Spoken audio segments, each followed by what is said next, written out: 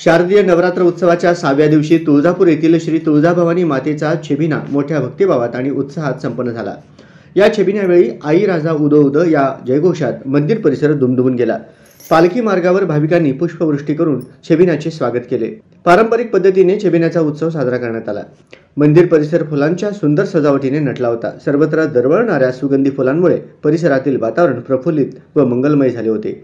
भाविकांच्या उपस्थितीमुळे संपूर्ण तुळजापूर शहरात नवरात्रोत्सवाचा उत्साह अधिकच वाढला।